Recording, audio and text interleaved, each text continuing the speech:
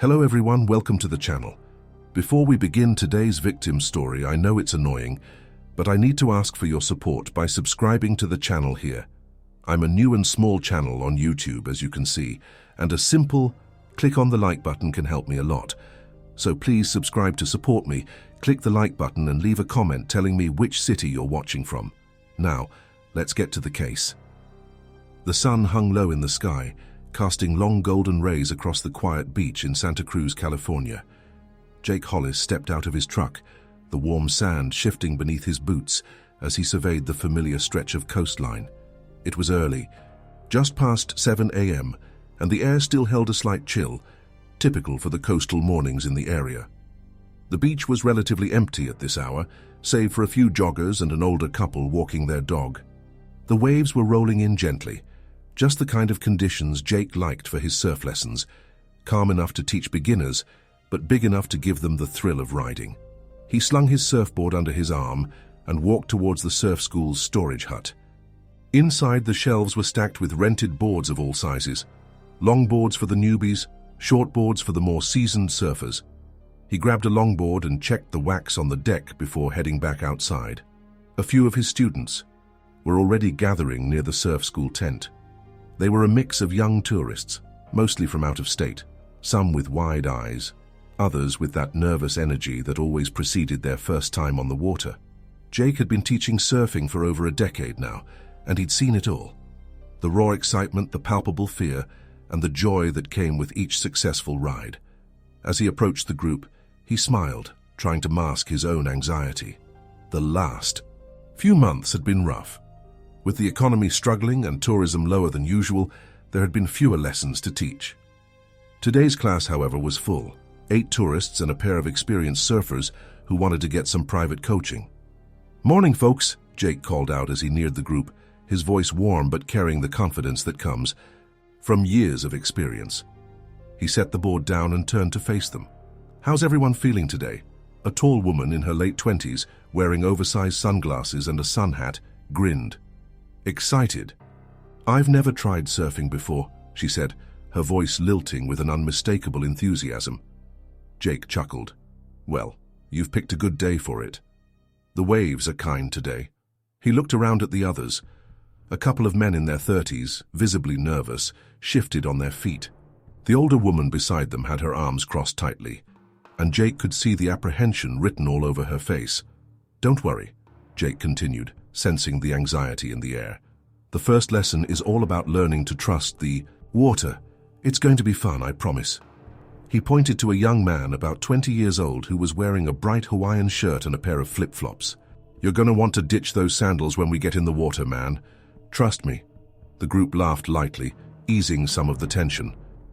Jake's calming presence was something he had learned over the years, the ability to make people feel at ease even when they were facing their fears head-on. He moved on to explaining the basic techniques, how to paddle, how to pop up on the board, how to fall safely. As he spoke, he kept the atmosphere light, but also professional. He didn't want them to think it was just a day at the beach. They were here to learn something serious, something that could be dangerous if they weren't prepared.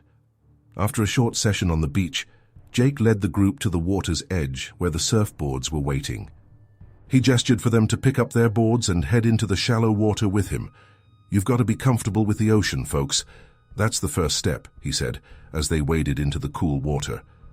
The beach was busying up now, with other early morning surfers, and Jake glanced out at the horizon, eyeing the waves. They were relatively small today, maybe 3 to 5 feet, but perfect for a beginner lesson. The group stood in the shallow surf, their boards held in front of them like shields. Jake was confident. He knew that getting through the first lesson without a major wipeout was key. He was always more focused on safety than thrills, especially with new surfers. The last thing he wanted was someone getting hurt because they were too eager to take on a bigger wave. "All right," Jake called, raising his voice above the sound of the breaking waves. "I'm going to demonstrate how we paddle out past the breakers and then we'll take it from there. Remember, slow, steady strokes. You don't want to exhaust yourself before we even get into the real waves." As Jake paddled out ahead of the group, the rhythm of the ocean seemed to calm him, as it always did. He glanced back to check on the group and made sure they were following. The water here was deeper, the waves growing more powerful as they moved away from the shore. He felt a strange shiver, a sense of being watched, but he shrugged it off. It was probably just the wind.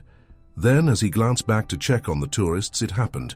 The water surged around him with unnatural force, and in the split second before his mind registered what was happening, he felt the unmistakable, crushing pressure of something massive beneath him. It was a blow like nothing he had ever experienced, like the ocean itself had reached up to swallow him whole. Jake's board was yanked from underneath him. His body was thrust forward into the water, and a sharp pain shot through his leg. He surfaced, gasping for air, his heart hammering in his chest. His mind raced.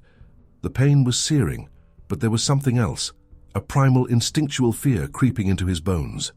"Shark!" someone screamed from behind him, and the sound of panic spread like wildfire through the group. Jake's leg burned, the muscle screaming in agony. He looked down instinctively, expecting to see a broken board or tangled ropes, but what he saw made his blood run cold. A massive shape, grey and white, sleek and terrifying, was circling beneath him. The water around him was turning red. He tried to kick, but his body felt heavy. His heart pounded, every beat louder than the last. "Get out of the water!" he screamed to the group, his voice hoarse with fear and pain. His instincts were screaming at him to swim, to get away, but his leg was pinned down. His hand shot to the gash in his thigh, where he could feel the warm blood oozing into the water. A dark shadow passed below him, and then, with chilling precision, the shark lunged again. Jake screamed, and this time there was no mistaking the terror in his voice.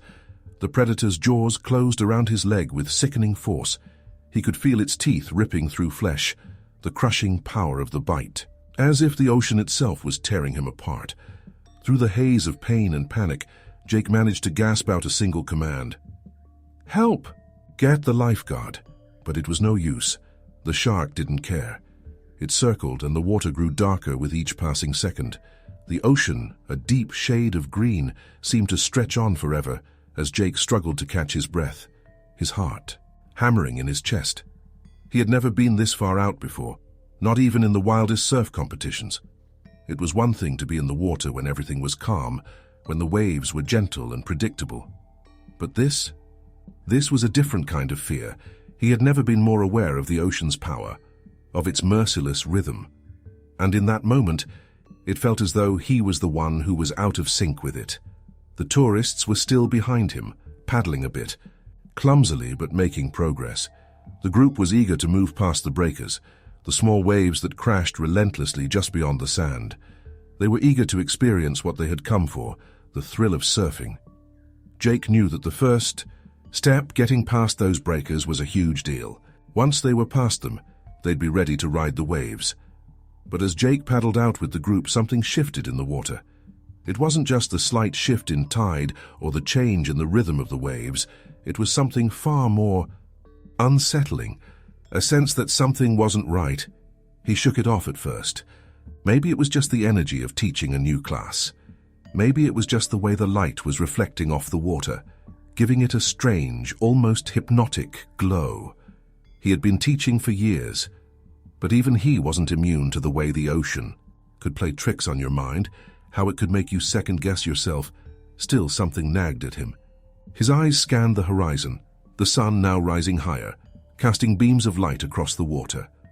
The sky was still clear, and the waves hadn't changed much. It should have been a perfect morning for surfing. "Hey, Jake," one of the tourists called from behind him. It was a young woman with sun-bleached hair, the kind of bright blonde that only came from hours in the sun.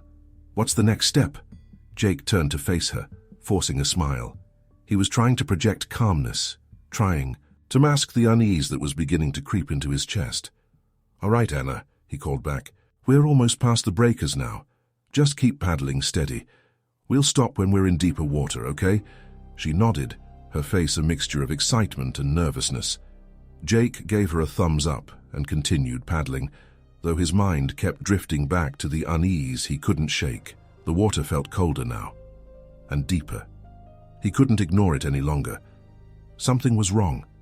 His instincts kicked in, a strange, prickling sensation along his spine. He glanced back over his shoulder to check on the others, but everything seemed normal. There was a couple of meters between the group and him, but that was nothing unusual.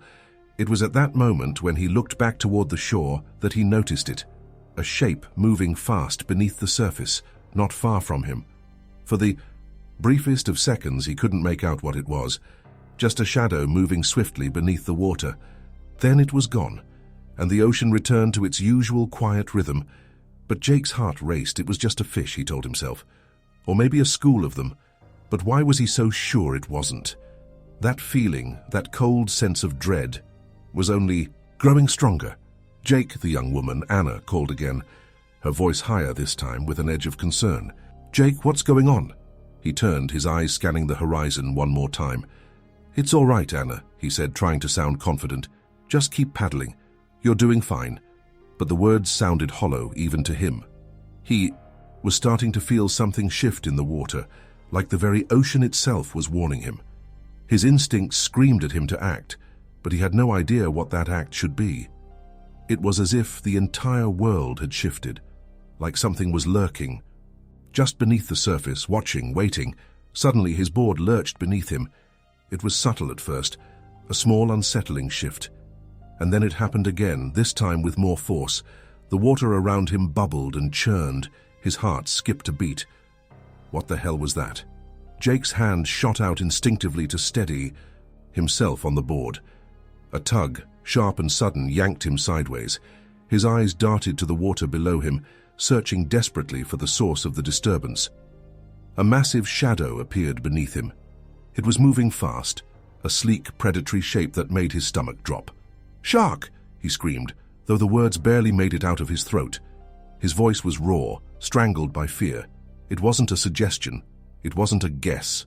It was a command. Jake didn't wait for the group to react. He knew the danger, and he had to get them out of there. "Fast, get to shore!" Jake shouted, his voice carrying over the sound of the waves crashing behind him. "Now! Get to shore!" He kicked his legs, paddling desperately toward the shore, but something held him back, a crushing weight on his leg. His foot was stuck, and as he glanced down, he saw the unmistakable form of a great white shark. Its massive jaws clamped around his calf. The water around him turned red with a flood of his own blood. "Get back!" he yelled again, his heart pounding, his voice hoarse with terror. He tried to pull his leg free, but the shark's grip was like iron. It wasn't letting go. Panic exploded in his chest as he reached for his surfboard, trying to use it as a shield between him and the shark. But it was no use. The creature was too powerful, too fast. It lunged again, its massive body sending a wave of water crashing over Jake. He could feel its teeth, sharp and serrated, tearing into his flesh. "Help!" Jake screamed, barely able to keep his head above water. The tourists were still too far away. They didn't understand the danger, not yet. They were paddling slowly, hesitating, too far from the shore to get help quickly enough.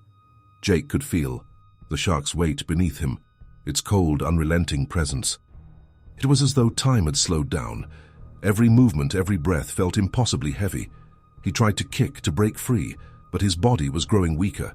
The pain in his leg was excruciating, a constant burning reminder of the shark's attack. Then, as if the shark had decided it had done enough, it released its grip. For a split second, Jake floated in the water, his mind dazed, his body shaking with shock. But the shark wasn't finished. It circled back, faster than Jake could react. His leg burned with pain, and before he could make another move, it struck again. Jake's vision blurred, his mind filled with nothing but fear and pain. But through the fog of terror he heard it, the sound of an engine, faint at first but growing louder. A lifeguard jet ski was on its way. In a last desperate effort, Jake clung to his surfboard with everything he had, knowing it might be the only thing keeping him from sinking. The shark vanished into the depths, disappearing as suddenly as it had come. The moment the shark's teeth sunk deeper into Jake's leg, time seemed to stand still. His body surged with a hot, primal panic, but in his mind there was nothing but cold clarity. His leg felt as if it was being torn off at the joint. He could feel the bone grinding, his blood spilling into the water, tainting it with a dark, violent red. Every instinct told him to scream, to thrash, to escape, but he couldn't.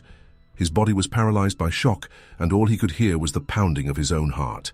The surfboard had been ripped from beneath him, left to bob uselessly. In the waves, Jake's arms flailed, but his body wasn't responding. The water was now a murky mix of ocean and blood, swirling around him with each of the shark's violent movements. He tried to reach for the board, to grab something, anything, but the shark's jaws clamped tighter. It wasn't just a random attack. This was deliberate, a calculated strike. Jake knew the predator had locked in on him and there was no escape. "Help!" Jake croaked, his voice coming out in a strangled rasp, more of a desperate gurgle than a scream. His eyes darted around, searching for anything that could help, but all he saw was the endless ocean stretching before him. The beach was too far. The group of tourists was too far. No one could hear him, no one could save him. The weight of his own helplessness sank deeper into his chest. He kicked with all his strength, but it was futile. The shark wasn't just biting, now it was, dragging him downward, pulling him beneath the waves. His breath was shallow, his chest tight with the rising fear of drowning, of being swallowed whole by the dark depths. "God, no." Jake's voice came out in a strangled whisper. "Please, no." The water seemed to close in around him as the world went darker with each passing second. He knew he had to fight, that he couldn't give up, but the shark's grip was relentless. Every movement he made to free himself was met with a jolt of pain, as though the animal's teeth were lodged deeper into his flesh. The ocean roared in his ears, and Jake's thoughts began to blur. He remembered the lessons, the things he'd told the tourists over the years, the words of wisdom he'd passed on about dealing with the ocean's threats. Stay calm, don't panic, the ocean is your ally. But those words were hollow now. They meant nothing in the face of this predator, this unstoppable force of nature. He twisted in the water, trying to turn his body, trying to break free. With what strength he had left, he drove his elbow down toward the shark's head, trying to strike its eye or gills, anything to make it let go. The shark jerked back in the water, momentarily loosening its grip, but only for a fraction of a second. Then it snapped back in, pulling him even deeper. Jake's heart hammered in his chest as he kicked again, harder this time, with both legs. He managed to scrape against the shark's side, his foot catching a glimpse of its slick grey skin. It was all muscle, all raw power. Then, out of nowhere, the shark's tail flicked toward him. A wave of water crashed over his head, sending him spiraling underwater. Panic surged through him as he gasped for air, but the shark was still there, circling beneath him like a dark, hungry shadow. He was trapped in its world now. But then, as if by some miracle, the shark suddenly released him. The hold on his leg loosened, just enough for him to break free. He kicked hard and managed to push himself toward the surface, his lungs aching for air, his body desperate for oxygen. He burst through the water, gasping, his head swimming. "Help!" he shouted again, but his voice was weak, barely carrying over the sound of the waves. His mind raced. He had to get to the shore. He had to get to safety. A sudden movement in the water made him freeze. The shark wasn't finished. It circled back, its dark form looming just below the surface. He could feel the water shift around him, could sense the predator's proximity. It was waiting. His body was on fire with pain, his leg a bloody mess, but survival instinct kicked in. He forced himself to move, slowly at first, the waves pushing him in the direction of the shore. He needed to stay calm, to keep moving, to keep himself afloat. The shore seemed impossibly far away, and he could feel his strength draining with each stroke. Come on," he muttered to himself, his voice barely audible above the sound of his desperate breaths. The water was warm now, almost too warm. It felt like the ocean was closing in, like it was swallowing him whole. His thoughts were a blur, only one thing crystal clear. He needed to get out of the water. He had to make it to the shore. His eyes scanned the horizon, looking for any sign of help. It felt like he was the only one left out here, isolated in the middle of the ocean, bleeding, dying. He could see the beach in the distance, but it felt like it might as well have been 1,000 miles away. And then he saw it, the jet ski. A lifeguard had spotted him. He could see the small craft cutting through the waves, heading straight toward him. Jake's heart surged with a burst of hope, but his body was fighting him now. His strength was running out. His vision swam in and out of focus. He could feel the blood dripping from his leg, his mind slipping between consciousness and unconsciousness. The jet ski grew closer, and Jake's arms felt like lead. He couldn't paddle anymore. His body was too broken, too beaten. He lifted, his head just in time to see the lifeguard's face, his expression focused and urgent. "You're gonna make it, buddy," the lifeguard shouted over the roar of the ocean. "Hang on." Jake could barely respond, his throat too tight to speak. He tried to move toward the jet ski, but his body wouldn't cooperate. His leg was a mess, the pain overwhelming. The lifeguard reached down, grabbing Jake's arm and pulling him onto the jet ski with surprising ease, despite the blood that slicked his body. The lifeguard's grip was firm, his voice sharp and commanding. "You're gonna be okay. I've got you." As the jet ski tore through the waves, Jake's vision began to fade. He felt the speed of the ride, the wind whipping against his face, but his body was numb. His leg throbbed with pain, and everything felt like it was happening in slow motion. Could hear the lifeguard radioing for help, speaking into the mic with urgency. The words were garbled, indistinct, but Jake could tell the situation was dire. His body felt like it was shutting down, and he knew he didn't have much time. "Stay with me, man," the lifeguard said, his voice steady despite the chaos of the ocean. "We're almost there." Jake tried to respond, but his throat was dry and his head felt like it was spinning. He wanted to tell the lifeguard that he couldn't go any further, that he couldn't keep fighting. But something in him, the same survival instinct that had pushed him through the shark's attack, refused to give up. The shore was getting closer, and with each passing second, Jake felt himself slipping further and further away from consciousness. But as the jet ski finally reached the safety of the beach, Jake's last thought was a single, desperate wish. Please don't let it be too late. The engine of the jet ski roared beneath them as the lifeguard steered them toward the shore, the waves crashing against the craft with each surge. Jake's head lulled to one side, his body barely holding on as the lifeguard worked with practiced precision to keep them both upright in the churning sea. His leg burned with pain, a pulsing, gnawing ache that sent shocks of agony through his entire body with every movement. Blood was still pouring from the wound, staining the water around him a dark crimson. "You're gonna be okay, man," the lifeguard repeated, his voice steady but edged with urgency. He was trying to keep Jake alert, but Jake could barely process the words. His vision swam in and out, a dizzying whirlpool of light and dark, the edges of his world blurring into an indistinct haze. He could feel his pulse pounding in his ears, each beat reminding him of just how fragile his grip on reality had become.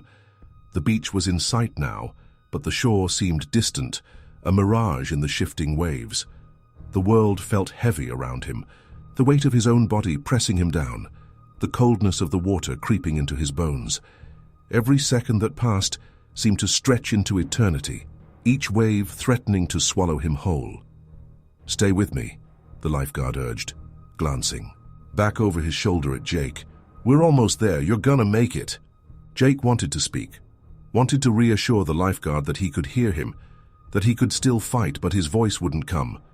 The pain in his leg was blinding, a gnawing throb that seemed to invade every part of him. He could feel his body shutting down, his strength ebbing away with every passing moment. His head felt too heavy, and the roar of the ocean was now a constant hum in his ears, drowning out everything else. He tried to focus, to hold on to the thread of consciousness, but it was slipping from his grasp. The smell of salt water, the sound of the jet ski's engine, and the sensation of the lifeguard's grip on his arm were all fading into the background, growing more distant, as if the world itself was retreating from him. "Just hold on, man," the lifeguard shouted again, his voice breaking through the fog of Jake's mind. But it felt so far away. His fingers had loosened their grip on the lifeguard's vest, the effort to hold on slipping out of his control. The jet ski bounced over another wave, and Jake's body lurched, sending a fresh wave of pain through his leg. He gasped, his chest tightening, but even the effort to breathe felt like it was draining him. The blood was still rushing from the gaping wound in his leg, and he knew deep down that if he didn't make it to the shore soon, he wouldn't make it at all. He forced his eyes open, struggling to keep his mind intact. His surroundings came into focus slowly, the beach no longer a distant, unreachable dream. It was right there, just ahead, just beyond the breaking waves. The lifeguard was looking at him now, his face etched with concentration, his brow furrowed in concern. "We're almost there," the lifeguard said, though his voice held a hint of doubt now, as if he too could feel the weight of the seconds slipping away. The sound of the ocean filled Jake's ears again, and he could see the sandy beach ahead of them, the figures of bystanders and other lifeguards coming into view. But there was no relief in sight, not yet. His body was too broken. His leg was a mess. The shark's attack had torn him apart in ways he couldn't even begin to understand. A sharp cry cut through the air as the jet ski hit a particularly large wave. The lifeguard grunted in pain, barely managing to keep them upright as the jet ski crashed down on the other side. Jake felt his body lurch once again, his vision blurring. This time he couldn't hold on. "Don't let me go!" Jake wanted to scream, but his voice was nothing more than a croak. He couldn't trust his limbs to hold him, couldn't trust himself to stay conscious for much longer. Just as his mind began to slip away, there was a sudden jolt, a feeling of solid ground beneath him. The lifeguard had managed to steer the jet ski into shallow water, and with a final heave, he pulled Jake from the craft and onto the sand. Jake's body felt weightless as he was dragged across the wet sand, each grain rubbing against his skin, like sandpaper. His chest heaved in shallow, ragged breaths. The lifeguard wasn't speaking anymore. There was no time for words, just action. Jake could feel the coolness of the sand beneath his back, the heat of the sun on his face, and the air in his lungs, though it came in gasps. A small crowd had gathered on the beach now, some of them still in shock, others springing into action. A woman knelt beside him, her hands shaking as she pressed a cloth to his leg to staunch the bleeding. Her voice was soft, but Jake couldn't understand the words. All he could focus on was the pulse in his leg, the rhythm of his heartbeat. That seemed to be growing weaker by the second. "Keep pressure on it," the lifeguard shouted. The panic in his voice was hard to ignore. "Someone call an ambulance, we need a medic now." Jake's body was numb, his mind foggy. He could hear the distant sound of sirens, but it felt like they were coming from another world. His eyes fluttered open and closed, his head swimming in and out of consciousness. He could feel hands on him, rough, urgent hands, and hear muffled voices, but nothing felt real. Everything felt like it was, slipping away from him. "Stay with me," someone said again. He didn't know who. He couldn't make sense of it. His breath came in shallow bursts now, his chest tightening with each one. He was drowning, not in water, but in the weight of everything that had happened. His body felt as though it was fading away, drifting. Further from the world, the woman beside him was still pressing the cloth to his leg, her hands steady despite the situation. She was talking to him, but he couldn't understand her words anymore. It didn't matter. Nothing mattered except for the fact that he was still alive, that he hadn't succumbed to the jaws of the shark.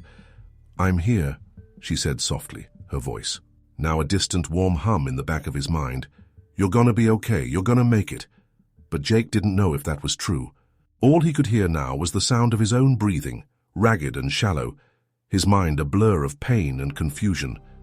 His eyes fluttered open again, and for a brief moment, he saw the lifeguard's face leaning over him, his eyes filled with determination. "We're getting you help," the lifeguard said firmly. "Just hang on, you're gonna be okay." Jake tried to nod, but the effort was too much. His body was too far gone. He couldn't hold on much longer. The sirens grew louder, and then he felt the pressure against his leg lift. The ambulance was here. He didn't know what would happen next. He didn't know if he'd survive the drive to the hospital. But in that moment, as he slipped into unconsciousness, there was only one thought in his mind. He had escaped. Against all odds, he had survived the attack. Jake's vision flickered like an old television screen, each shift of light and dark pulling him further away from the reality of the beach. He felt himself slipping, like his body was slowly losing its grip on the world around him.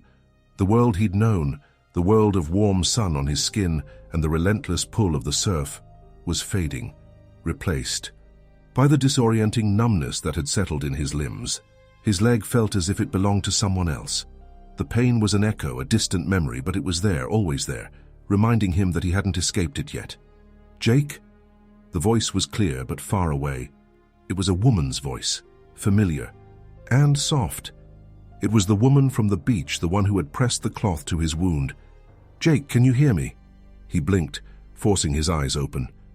There was light, sunlight, but it was so bright it burned. He squinted against it, trying to focus on the figure kneeling beside him.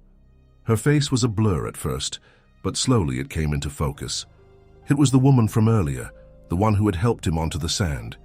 "Hey, I'm here," she said, her voice steady but laced with concern. "You're going to be okay. Just breathe, okay? I need you to stay with me." Jake tried to speak, to tell her he was okay, but the words didn't come. His throat felt raw, tight, as if the very act of breathing hurt more than it should. He tried to move his hands, to reach out for something solid, but his limbs felt like dead weight. His fingers twitched, the muscles not responding, the blood loss making his body feel foreign, alien. "Keep breathing," the woman urged, her hands still pressing against his leg. "Just focus on your breath. You're in shock, that's all. We're getting help. Help is on the way." But Jake couldn't focus on his breathing. His thoughts were swirling, a mass of disconnected images and memories. He could hear the distant hum of sirens now, closer than before. He could feel the warmth of the sand beneath his back, the sun overhead, but none of it seemed real. It was all a blur, the edges frayed and fading. The only thing that felt tangible, real, was the searing pain in his leg, a constant reminder of everything that had happened, everything that had nearly taken him under. A voice cut through the haze. "We need to move him now!"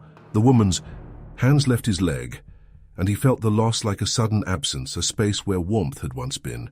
His eyes shot open again, this time more forcefully, and he saw a team of paramedics rushing toward him. One of them, a man in his late 30s with dark brown hair and a grim expression, knelt down beside Jake, assessing him quickly. Blood.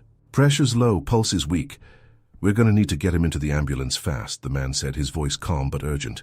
"Jake," the woman said, her voice still soft. "We're going to lift you, okay?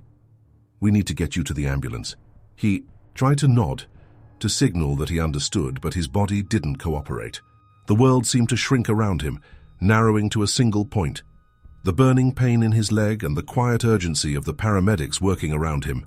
"1, 2, 3, the paramedics said in unison, and they carefully lifted him onto a stretcher. His body, so heavy with blood loss, felt weightless in their arms. The pain flared again, sharp and jagged as they moved him, but he couldn't scream. He couldn't even groan. The world was slipping further away, but at least he could hear the distant voices of the paramedics, their commands and reassurances, guiding him through this. They wheeled him toward the ambulance, the sound of their movements muffled by the pounding of his heart in his chest. His head was swimming again, and the edges of his vision were growing dim. He could still feel the sand, still taste the salt in the air, but it all felt distant, like it belonged to someone else. The woman's voice broke through again. "Jake, stay with me. Don't close your eyes. Don't you dare close your eyes." It was a command, a plea. Her voice was a tether, pulling him back from the edge of unconsciousness. He wanted to obey, but his body was a sinking ship, dragging him under the waves. His chest felt tight, his breath ragged, but he fought to keep his eyes open. He couldn't. Let go, not yet. The doors of the ambulance slammed shut and they were off, the sound of the engine roaring to life, the sirens screaming as they raced toward the hospital. Jake could feel every bump in the road, every turn. His skin, slick with sweat, clung to the stretcher as the paramedics worked over him. "Pain meds coming," one of the paramedics said, as he inserted an IV into Jake's arm, his movements quick and practiced. "You're gonna feel better soon." Jake could feel the cool liquid entering his veins, but it did little to ease the storm raging inside him. He was drowning again, this time not in water but in his own mind. The memories of the shark's attack, its crushing jaws, the brutal force of its bite, were still fresh. He couldn't shake them.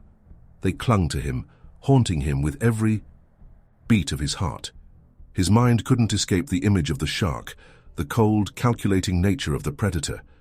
He squeezed his eyes shut, trying to push the thoughts away, but they were there, etched into his memory like a scar. He could still feel the sensation of the shark's teeth sinking into his flesh, the panic that had flooded his veins in those terrifying seconds. He could hear the lifeguard's voice, the sound of the jet ski, the cries of the people on the beach, but it was all fading, losing its clarity. "Jake, we're almost there. the paramedic said, his voice soothing. "Hang on, okay? We're gonna get you taken care of." But Jake wasn't sure if he could hold on anymore. His body was failing him, and every breath he took felt like an effort. The world was closing in. His vision blurred again, the edges of his mind going dark. He could hear the sirens screaming, but they too felt distant, as though they were coming from a world he no longer belonged to. The doors of the hospital slid open as the ambulance arrived. More paramedics, more voices, and more rushing movement filled his senses. He was lifted again, carried from the stretcher and into the hospital's cold, sterile environment. In the whirlwind of motion, Jake's thoughts began to fragment. He could hear the paramedics speaking to the hospital staff, but the words didn't register. He could hear the medical equipment beeping, the rush of the doctors' voices as they surrounded him, but it all felt too far away. His body felt like a stranger's, someone he didn't know, someone he didn't recognize. "Get the blood bag," one of the doctors ordered, and Jake felt a sharp sting as a needle was inserted into his arm once again. His heart rate slowed, his breathing became more labored, shallow, and his thoughts grew more fragmented. But through it all, one image remained clear: the shark, the teeth, the crushing, relentless grip. It was still with him, and no matter how far he sank into the darkness, it was there, waiting. The sterile smell of antiseptic hit Jake as soon as the ambulance doors opened. His mind felt detached from his body, as if he were watching someone else go through the motions. The paramedics wheeled him into the hospital, their voices a distant hum in the background. It was like being submerged underwater, the sounds muffled, the world blurry and far away. "Get him to trauma," a voice barked, and they rushed him through the doors of the emergency room, the wheels of the stretcher screeching across the linoleum floor. The hospital was bright, too bright, and it hurt his eyes. He squeezed them shut, trying to block out the fluorescent lights, but the pain in his leg, the constant throb that pulsed through his entire body, reminded him that he wasn't dreaming. This was real. He was here, and he was alive. For now, he felt the cold touch of a nurse's hands on his arm as they transferred him from the stretcher to the ER table. She was speaking to him, but her words felt distant, her face a blur. There were too many voices now, too many hands. His heart raced. He was drowning in the noise, the bright lights, the sensations that felt like too much. The reality of it all was overwhelming. "Jake, look at me," someone said. He didn't know who, but the voice was urgent, sharp. "We're going to get you through this, do you understand?" He tried to focus, tried to keep his mind together, but the effort was too much. His eyelids felt like lead, and the edges of his vision were darkening again. His body was shutting down, and there was nothing he could do to stop it. He had to fight to keep his focus, to keep himself from slipping away into unconsciousness. "Jake," the voice came again, this time softer, closer. It was the same voice that had tried to guide him through the chaos of the beach, the one who had been with him when everything had first gone wrong. He couldn't place it, but he recognized the urgency in her tone. He opened his eyes again. The effort a monumental task. A figure leaned over him, a woman with dark hair, her face tired but calm. "Stay with me, Jake. We need you to stay awake." "Can you do that?" she asked, her voice barely above a whisper. Jake tried to speak, but his mouth was dry, his tongue too thick to form words. He blinked at her, trying to communicate that he understood, that he was still here. He didn't want to die. Not like this, not so close to safety. Not after everything he'd survived. "Good," she said, her hand pressing against his shoulder, grounding him. "Stay with us, we're almost there." His leg. God. His leg was a mess. He could feel the blood, slick and warm, still soaking through the bandages. They were doing something to it. He could feel the pressure being applied, the movement of hands trying to stop the bleeding, but it didn't feel like enough. His leg felt heavy, like it didn't belong to him anymore. The pain was unbearable, a constant fire that burned deep within the wound. He wanted to scream, but his throat was too dry, his voice too weak. "We need a blood transfusion, Stat," one of the doctors said. His tone was clipped, focused. "His vitals are dropping. We can't wait any longer." Jake felt a needle pierce his skin, the cold rush of the IV fluid entering his vein. It was almost soothing, but it didn't take the edge off the pain. Nothing. Could? It wasn't just physical, it was mental too. He could still hear the roar of the ocean in his ears, the sensation of the shark's teeth sinking into him, the weight of the water closing in as he tried to push himself to the surface. New voice entered the mix, this one deeper, authoritative. "Jake, we're going to get you through this. You've lost a lot of blood, but you're not going to die today. We'll take care of you." He wanted to believe them. God, he wanted to. But there was a part of him, a deep, primal part, that feared. He wasn't going to make it out of this room alive. He wasn't ready. He wasn't ready for this to be his end. "Stay calm," the doctor said, his voice firm. "We're going to stabilize you. Just hold on." Jake's mind flickered again, drifting between the noise of the hospital, the pressure on his leg, and the memories of the attack. The shark. Its teeth. The darkness of the water. He couldn't shake it. He couldn't forget the force of its bite, the violent surge that had sent him spiraling. Every time he closed his eyes, he saw the shark again, its cold eyes staring straight into his. "Jake, I need you to look at me," the doctor said, his voice cutting through the haze. "I need you to focus. Can you do that?" Jake didn't answer. He couldn't. His throat was too tight, his body too weak. But he forced his eyes open, focusing on the blurry figure in front of him. There were shadows on the edges of his vision, but he tried to ignore them. He tried to latch onto the doctor's face, to the reality of the situation, even though everything else felt like it was slipping away. "Good. Keep breathing. I need you to stay with me." The world around him seemed to contract, becoming smaller, more manageable. His focus narrowed to the sound of the doctor's voice, to the pressure on his leg, to the rhythmic beep of the heart monitor beside him. He could hear his heartbeat, steady but slow, a reminder that he was still here, still alive. The overwhelming pain had dulled a little, the numbness from the transfusion slowly creeping in, but the fear was still there.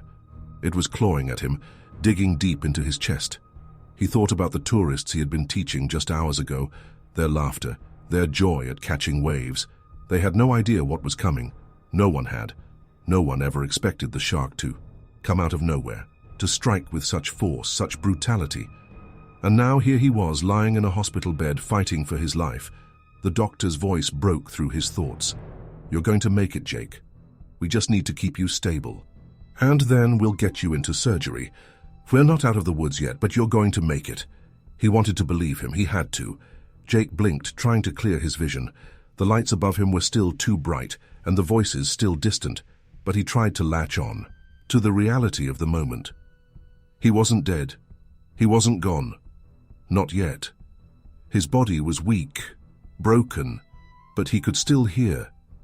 He could still feel the pressure on his leg, the sting of the needle in his arm, the soft hum of the heart monitor. He was still here. He was still alive. For now, Jake's body felt like it was being pulled in two directions. On one hand, there was the relief of the pain beginning to fade, the pressure of the bandages and IV fluids offering some semblance of comfort. But on the other, there was the feeling of impending doom, the realization that what had happened on that beach, what had happened out in the surf, was never going to leave him. It would haunt him, linger like a shadow for the rest of his life. The sterile white walls of the hospital room seemed to close in around him as he lay there, drifting in and out of consciousness. He could hear voices, quiet murmurs, footsteps, outside his door, but they felt as though they were happening in another world, a world he no longer felt a part of.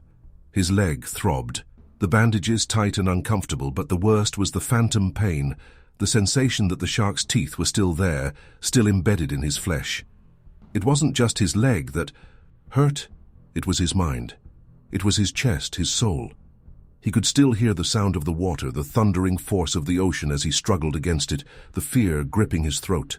The memory of the shark, the way it had circled him, the way it had come for him with a precision that felt unnatural, was like a nightmare that wouldn't fade. No matter how much he tried to close his eyes, no matter how many painkillers they pumped into his system, it was always there. "Jake," a voice broke through his foggy thoughts. It was familiar, soft but steady. "Jake, can you hear me?" he forced, his eyes open, struggling against the fog in his brain. The room was blurry at first, but the figure in front of him slowly took shape. It was her, the woman from the beach, the one who had helped him when he first came ashore. She was sitting by his bedside, her expression a mixture of concern and exhaustion. Her hair was pulled back, her face drawn tight with worry. "Hey," she said, offering a small smile, though it didn't quite reach her eyes. "You're still with us?" Jake tried to speak, but his throat felt raw, dry. He opened his mouth, but nothing came out. The nurse had warned him about dehydration, that it could take days for his body to recover fully. He felt like he was still drowning, even though he was safely inside the hospital. "Thirsty?" she asked, reading his expression. She gently lifted a cup of water to his lips, letting him sip from the straw. The cool liquid soothed his parched throat, but it didn't bring the relief he so desperately needed. "I've been here all night," she said, her voice soft. "You've been in and out. The doctors say you're stable, but we're not out of the woods yet." Jake nodded weakly, his head heavy on the pillow. He didn't know what to say. The words felt so foreign to him, as if he hadn't spoken in days. And in a way he hadn't. He was still in shock, his body still trying to process what had happened, what he had survived. "You're a lucky man. You know that?" she continued, a faint smile tugging at her lips. I thought I was going to watch you die there on the sand. When we pulled you out, you weren't breathing, you weren't moving, you were so pale. But you're here. You're alive." Jake's chest tightened at her words, and a wave of nausea hit him. He tried to swallow, but the lump in his throat was too thick. He remembered it all. The terror, the weight of the shark's bite, the desperation as he kicked and flailed in the water. His heart began to race again as the memories came flooding back. The vivid images of his struggle to survive. The sound of the waves crashing against the rocks. The pressure on his leg. The feeling of something huge and cold circling him. He felt like he was back in the water, back at the mercy of that creature. The woman must have sensed his discomfort because her hand was suddenly on his, warm and reassuring. Hey, she said gently. "It's okay. You're safe now. You're in a hospital. You're going to be fine." Jake squeezed her hand weakly, trying to focus on her presence, on the warmth of her touch. He wanted to believe her. God, he wanted to believe her. But the images, the sounds, they wouldn't leave. He could still feel the sharp pain of the shark's bite, the pressure as its teeth sank into his flesh, the violent tug that had sent him spinning in the water. It was as if it was happening all over again. The door to the room opened, and the sound of shoes on the floor snapped Jake's attention away from the woman. A nurse entered, a chart in her hands, her face hidden behind a surgical mask. She looked at Jake, then at the woman sitting by his bedside. "Everything okay in here?" the nurse asked, her voice muffled by the mask, but still warm and professional. "Yeah," the woman replied, standing up slowly. "I think he's waking up a little more. He's been out for most of the night." The nurse nodded. "All right. Well, we'll check on him again in a bit. Just let us know if he needs anything. If he gets too agitated, we'll increase the sedation. He's still in recovery, so he needs rest." The nurse left, and Jake was alone with the woman again. She sat back down in the chair next to his bed, her hands folding in her lap. She studied him for a long moment, her eyes searching his face for any sign of recognition. "You know," she said quietly, her voice almost a whisper, "I never got your name." Jake's head felt heavy, and his thoughts were sluggish, but the question broke through the fog of his mind. He swallowed again, this time a little easier. "Jake," he rasped, his voice a hoarse whisper. "Jake Walker." The woman nodded, her lips curling into a small, tired smile. "Jake Walker," she repeated softly, as if tasting the name. "I'm Erin. I was the one who helped pull you out of the water." Jake's eyes flickered up to hers, and for a moment the fear that had gripped him so tightly seemed to loosen, just a little. The intensity of his own emotions had clouded his ability to connect with anyone, but Erin had been there. She had seen him at his most vulnerable, and she hadn't turned away. "You saved my life," he said, the words coming out more clearly now, his voice gaining strength. "I don't know if I'd be here if it weren't for you." Erin shook her head, a small laugh escaping her lips, though it was tinged with sadness. "I don't know about that. I just did what anyone would have done."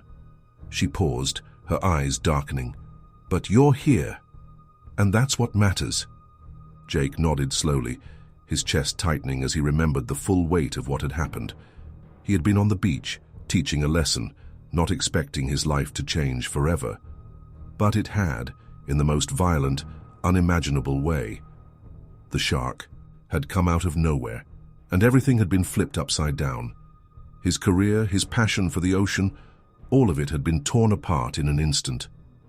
I can't forget it, he muttered, his voice barely above a whisper. I can still feel it. The shark, the water, the pain. Erin reached out, her hand brushing his gently. It's going to take time, Jake. It's okay to be scared. But you're going to heal. You're going to move past this. He didn't know if he could. The images of that attack were burned into his mind, and he wasn't sure how he would ever unsee them. But he wanted to believe her. He wanted to hold onto the hope that somehow he would find a way to move on. He closed his eyes, trying to shut out the memories, the pain, the terror, the shark. But the sound of Erin's voice, soft and steady, was a lifeline he could hold on to. You're not alone in this, she said, her words wrapping around him like a blanket. We'll help you through it. You don't have to face this by yourself. For the first time since the attack, Jake allowed himself to believe it. Maybe, just maybe, he could survive this. The quiet beep of the heart monitor was a reminder that Jake was still here, still alive. It seemed to be the only constant in the chaos of his mind, a pulse that kept him tethered to the present. The E. Pain in his leg had dulled to a manageable throb, but the mental anguish was another beast entirely.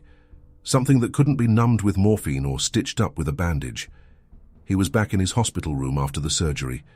The air felt thicker here, like the sterile walls were closing in on him, suffocating him with their silence. His leg, still swollen from the attack, was elevated in the bed, and the bandages were fresh. But it didn't change the fact that he had been torn apart by something that wasn't supposed to be in his world. How you should rest, Erin's voice broke through his thoughts, low and comforting. She was sitting in the chair beside him again, a cup of coffee in her hands, the steam rising in gentle tendrils. You've been through a lot. The doctor said it's important to give your body time to heal. Jake shifted his head to look at her. His throat was dry again, and he could feel the weight of his own exhaustion pulling at him, but his mind was too wired, too consumed by what had happened. I can't, he rasped. I can't just sleep. I need to know what happened. I need to understand. Erin didn't say anything at first. She looked at him carefully, her fingers absent-mindedly tracing the rim of her coffee cup. There was a deep sadness in her eyes that mirrored the storm inside of him. She had seen what he had gone through. She had witnessed the chaos, the panic, and the raw terror of that moment in the water. And now, she was here with him. In the aftermath. It was a bond that neither of them had expected, but one that neither could ignore. You were attacked by a great white shark, Erin said finally, her voice steady but low. You were out there helping the tourists, teaching them to paddle out, and the next thing I know you're yelling for help and the water's turning red. It happened so fast. Jake closed his eyes, squeezing them shut as if he could will the memory away. I remember the water, he whispered, his voice barely audible, the way it felt, the force, and then it was like the ocean just opened up beneath me, like something had grabbed me from below. That's exactly what happened, Erin confirmed, her voice soft but filled with a hard edge of reality. The shark came at you from below, hit you, like a freight train. I didn't know if you were going to make it. I didn't know if we could get to you in time. Jake's chest tightened, and he drew in a shaky breath, trying to steady himself. He could still hear the rush of water in his ears, the sloshing, the weight of it, but now it was mingled with something darker, the crushing pressure of knowing that he had barely escaped with his life. How bad was it? His voice cracked as he asked the question, the one he had been too afraid to pose until now. He needed to know. He needed the truth, no matter how hard it would be to hear. Erin hesitated, her gaze shifting downward for a moment before meeting his eyes again. Your leg was pretty much shredded, Jake, she said quietly. The shark took a massive chunk out of you. We couldn't stop the bleeding right away. It was touch and go for a while there. Jake swallowed hard. The phantom memory of the shark's teeth sinking into his flesh was still fresh in his mind. The sound, the pain, the rush of blood in the water. "How did you get me out?" he asked, his voice raw. "I don't remember much after I was in the water." Erin smiled faintly, her eyes flickering with something like pride. "You fought, Jake," she said softly. "You fought like hell. You kept your head above water long enough for us to get to you. It wasn't easy, but we had a team on the beach. I didn't do it alone. The lifeguards, they were there. We got you back to shore as fast as we could. And then the paramedics took over." Jake nodded weakly, trying to process the image of Erin, of the others, rushing into the surf to save him. But all he could see in his mind was the shark, its massive, cold eyes locked onto him. He had tried to push it out of his head, tried to focus on the present, but it wasn't working. The image of the shark lingered in his mind like a ghost. "I keep seeing it," Jake muttered, almost to himself. "I keep seeing the shark. It's like it's still out there, waiting for me." Erin's hand gently squeezed his arm, her touch firm but comforting. "That's normal," she said softly. "It's going to take time. The doctor said you've got some trauma, both physical and emotional. It's going to take time to heal from this. But you're alive. You're here, Jake. That's what matters." Jake turned his head to look at her, his throat tight. "I'm not sure how to be here anymore," he admitted, the words slipping out before he could stop them. "Everything feels off, like I'm not really living, just existing. And I can't get rid of that feeling, the one where I feel like I'm still in the water, still being pulled under." Erin sat back, her expression softening. "It's a lot to deal with, I get it. You were close, too close, but you're not alone, Jake. You don't have to go through this by yourself. There are people who care about you, people who want to help. You get through this." Jake's chest tightened at her words, a lump forming in his throat. He had always been independent, always been the one to help others, to be strong for the people who needed him. But now that he was the one who needed saving, he didn't know how to accept it. "I don't know how to live with this," he whispered, his voice barely audible. How do I go back to being who I was before?" Erin leaned forward, her hands clasped tightly together. "You don't have to go back to who you were, Jake," she said, her voice steady, yet full of understanding. "You get to decide who you are from here on out. And maybe you don't have to be that guy anymore. Maybe you get to be someone who knows what it's like to face something terrifying and come out the other side stronger. You don't have to have all the answers right now. Just take it, one step at a time." Jake closed his eyes, her words sinking deep into his chest. One step at a time, he could do that, he had to do that. "I don't know if I'll ever surf again," he said, the thought settling heavy in his mind. "I don't know if I can even look at the ocean the same way." "You don't have to decide that today," Erin replied. "You don't have to decide anything today. Just focus on getting better. Focus on healing. The rest will come in time." Jake opened his eyes again, and for the first time since the attack, he felt a small sense of peace settle in his chest. Wasn't sure how long it would take to feel whole again. He wasn't sure if he'd ever feel normal again. But for now, Erin was right. He needed to take it one step at a time.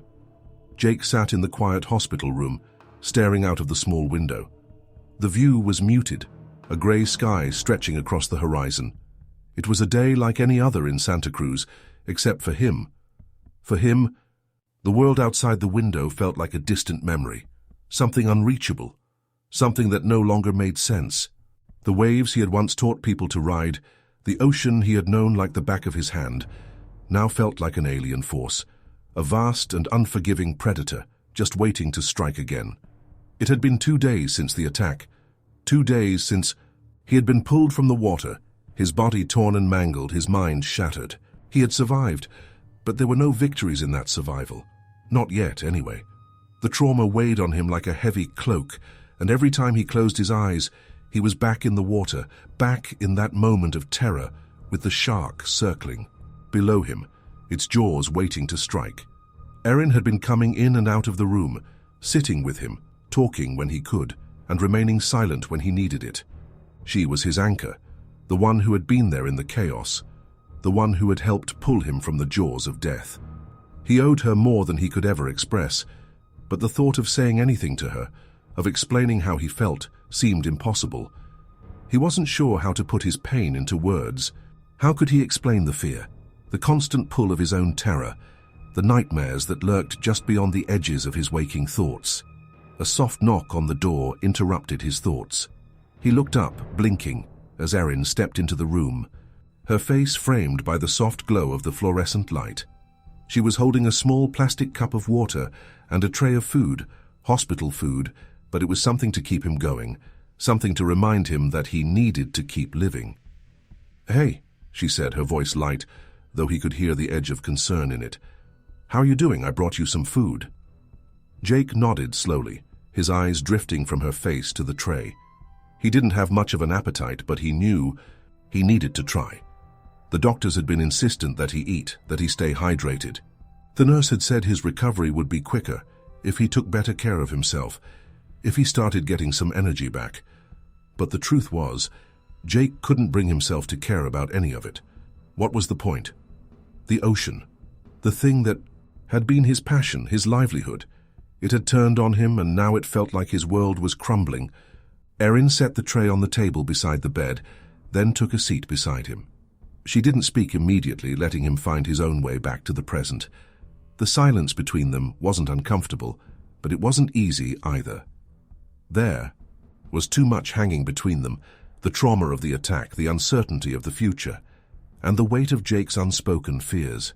"Hayo should eat," Erin said gently, her voice soft, encouraging. "You need your strength back." Jake glanced at the food, but his stomach turned at the thought of trying to swallow anything. Still, he picked up the spoon and scooped a small bite of mashed potatoes, forcing himself to swallow it. It wasn't easy.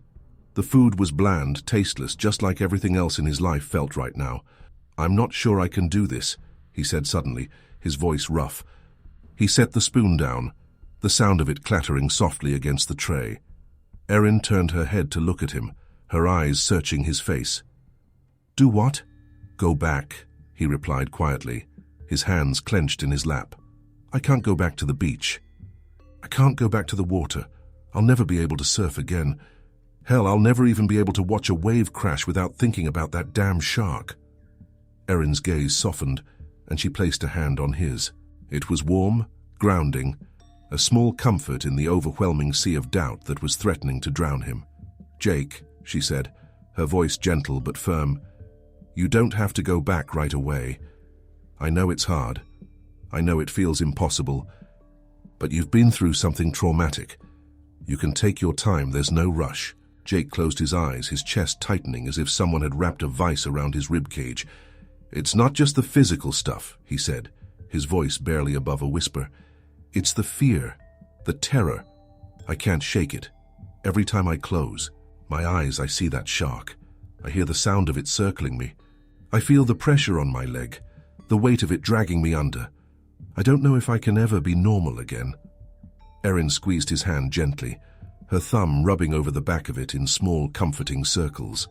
"You don't have to be normal again. You just have to be you. It's okay to be scared, Jake.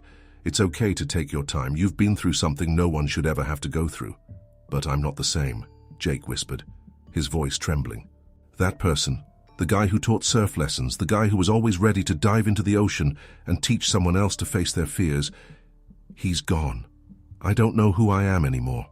Erin took a deep breath, her fingers still gently stroking his hand. "You are still you, Jake. You're still here. You're still breathing. You're still fighting. It's okay to be broken. You can rebuild yourself one piece at a time." Jake let out a shaky breath and looked down at his leg, still bandaged and swollen. His chest ached, not just from the physical pain, but from the raw emotional wound that had been torn open with the shark's bite. It felt like his soul had been ripped apart, and no amount of medical care could put it back together. "I don't know if I can do it," he said again, his voice cracking as the weight of it all crashed down on him. Erin leaned closer, her voice steady and filled with conviction. "You don't have to do it alone. You have people here who care about you. You've got me, Jake. You're not facing this by yourself." For a long moment there was silence between them. Jake looked at her, really looked at her for the first time since the attack. She was a stranger in a way, but she wasn't.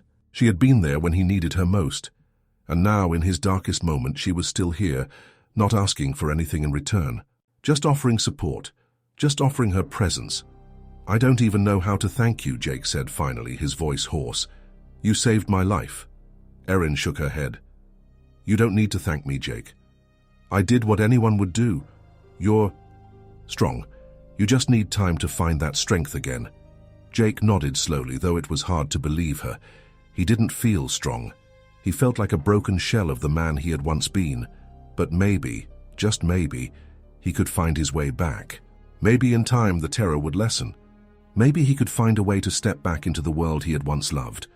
He glanced at Erin again, and this time there was a flicker of hope in his chest. It wasn't much, but it was something. Maybe, just maybe, he could start rebuilding. And maybe, just maybe, he wouldn't have to do it alone. The sun had begun to dip low on the horizon when Jake finally left the hospital. Erin had insisted on driving him home, though he hadn't really felt like going back to the place that had once felt like his sanctuary, a place where he could escape into the waves and forget about everything else. Now, it felt like a tomb, a place that would never be the same again. They drove through the streets of Santa Cruz in silence, the coastal breeze rustling the palm trees, the ocean's rhythm faint in the distance. Jake stared out the window, not really seeing the familiar sights, just watching the world pass him by as he felt more disconnected from it than ever before. The car pulled into his driveway, the familiar curve of the house standing stark against the darkening sky. Jake hadn't been here in over a week, and the house felt oddly empty. His surfboards were stacked neatly in the garage, gathering dust, their bright colors fading in the dim light. A reminder of what had been and what he had lost.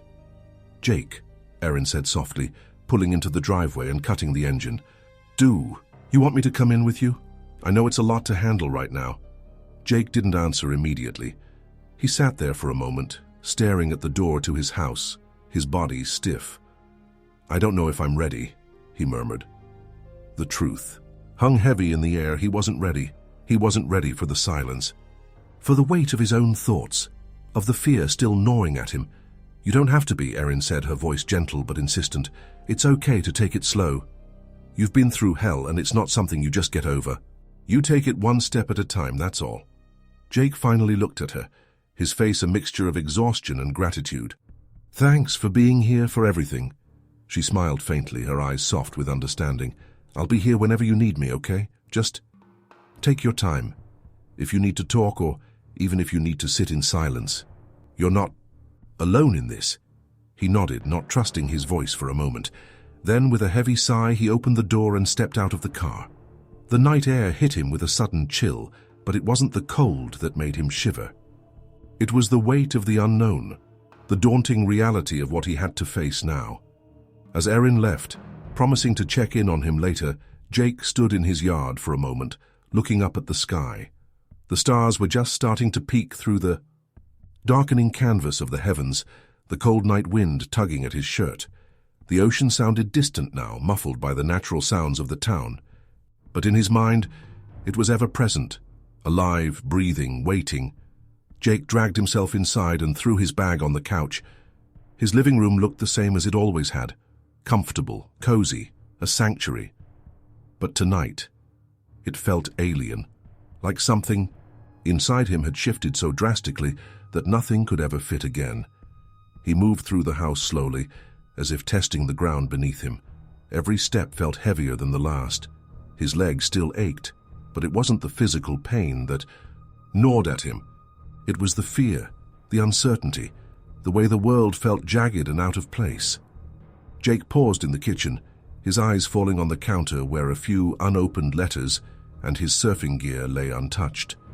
He hadn't even bothered to unpack his bag from the hospital. Instead, he reached for the refrigerator, pulled out a bottle of water and leaned against the counter. He stared at the kitchen window, his mind flashing back to the moment when the shark had struck. The way the water had felt like molten steel as it surged around him, the pressure of its body, the dark shape lurking beneath the surface, the sickening sound of its teeth ripping through his flesh. Jake's hand shook as he put the water bottle down. His mind was swirling in a storm of memories, each one more visceral than the last. He closed his eyes, leaning his head against the cool surface of the counter. He could hear the sound of his own breathing, shallow and ragged, like the way he had fought for air that day. His heart was racing, the panic creeping back up on him, threatening to take over. The fear of the shark, of the water, of never feeling safe again. It felt like his entire life had been a lie, a cruel joke that the ocean had played on him. He didn't know how long he stood there, eyes shut tight, before he heard a knock on the door. His pulse spiked. He wasn't expecting anyone. Not tonight. The knock came again, firmer this time. Jake's. Heart thudded in his chest, the world narrowing around him. He felt the familiar pang of fear seize his gut, the same fear that had nearly paralyzed him when he had first faced the shark in the water, the same fear that had kept him awake in the hospital room. He couldn't move. The knock came again, and again, a rhythmic pounding that made his pulse race. Jake? He knew that voice. His heart gave a jolt, and he scrambled to the door, tearing it open to find Erin standing there. Her eyes were wide, concerned, her hands raised in the air, in a peaceful gesture. "Hey, are you okay? She paused when she saw the look on his face, the pallor of his skin, the tension in his posture. Jake stepped back, almost stumbling over his own feet. He rubbed his face, trying to calm the shaking in his hands. I don't know what's happening to me," he whispered, his voice cracking. "I can't stop thinking about it. I can't stop seeing it. The shark. It's like it's still there, still coming for me." Erin took a step toward him, her face softening. She placed a hand on his arm, guiding him to sit down on the couch. "Jake, look at me." Her voice was firm but gentle, her eyes full of understanding. "I know you're scared. I know it's hard. But you're not losing. Your mind. You've been through something traumatic, and it's going to take time. You're going to feel a lot of things, but you're going to get through this." Jake let his head drop into his hands, his fingers digging into his scalp as if he could pull the thoughts from his mind. The images of the shark, of the water, of the terror, it was all consuming him, overwhelming him.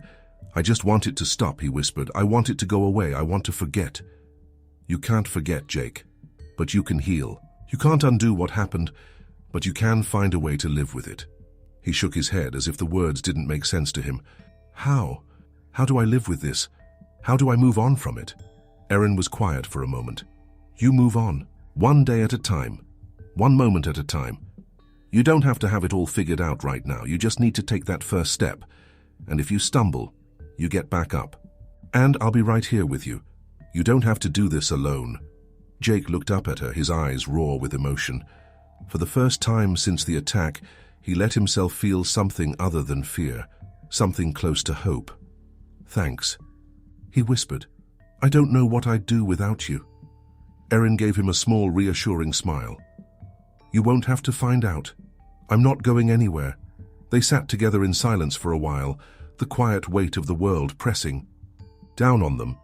But also, for the first time in days, there was a flicker of something that might have been peace, something that felt like a start. Maybe the ocean would always haunt him.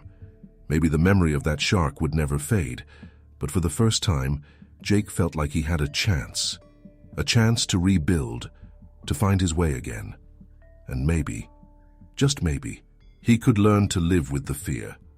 Because the one thing the attack had taught him was that he was stronger than he had ever believed, one step at a time.